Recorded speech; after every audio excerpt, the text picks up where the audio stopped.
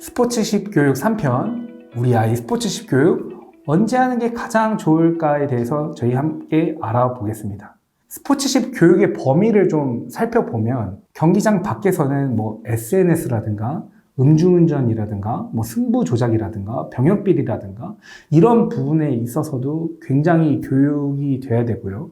또 경기장 안에서는 어떤 팀을 위한 협력적인 부분, 그리고 코치 감독에 대해서 동료들과의 태도적인 부분까지도 다 가르쳐 줘야 하는 것이죠. 근데 이 스포츠십을 또는 인성이나 도덕성을 가르쳐 주기가 굉장히 어렵습니다. 왜?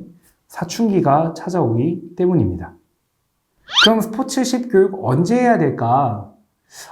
초등학교 저학년이 지난 다음에는 반드시 이것을 가르쳐 줄 수 있는 멘토를 찾으셔야 됩니다. 왜냐하면 이제 초등학교 4학년, 즉 고학년부터 중학교, 고등학교 올라가면 이제 본인만의 어떤 자유의지도 생기고 사춘기도 찾아오기 때문이죠. 근데 사춘기 때 가장 중요한 문제는 뭐냐면 사춘기 때 남성 호르몬이 평상시에 10배 이상이 나오게 됩니다.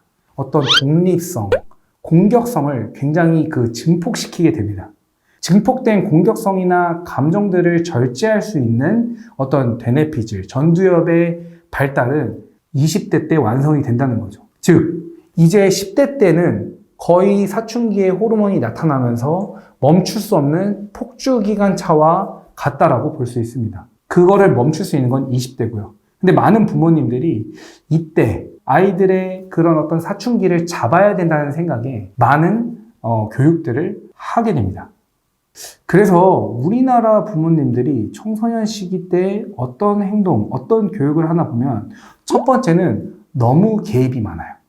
청소년 시기에 핸드폰을 한다, 친구들과 만난다, 미팅을 한다 이랬을 때 야, 핸드폰 그만하고 공부해. 야, 너 친구들이랑 놀 시간에 운동해. 너 지금 더 열심히 해야지 성공할 수 있어. 지금 너 그렇게 하면 안 돼. 라고 너무 많은 개입들이 들어가게 됩니다. 이런 개입들이 들어가면 아이들은 그것을 들으려고 하는 게 아니라 그런 것들을 조절하지 못하고 공격적인 행동을 보여주게 되는 것이죠.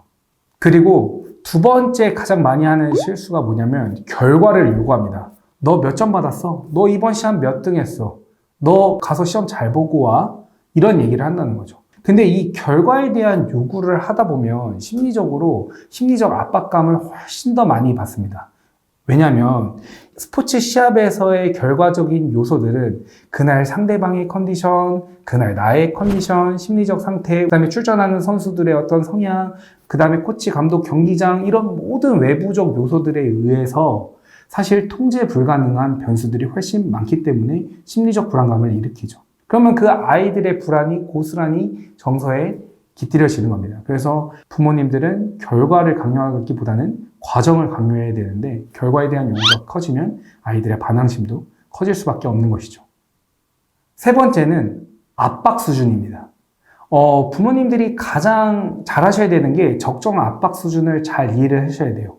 내가 지금 너무나 압박을 하지 않아도 아이들이 방임이 되고 방종이 될 수 있기 때문에 압박 수준을 어느 정도는 가져가야 되는데 적정 압박 수준을 알아야 된다. 그리고 네 번째가 제일 중요한 부분인데요. 바로 부모가 지도자가 되는 거예요. 지도자들도 스포츠 현장에서 야, 운동 열심히 해라, 10바퀴 뛰어라, 20바퀴 뛰어라, 근력량 더 늘려야 된다 알려줘요. 근데 집에 오면 부모님들도 똑같아요.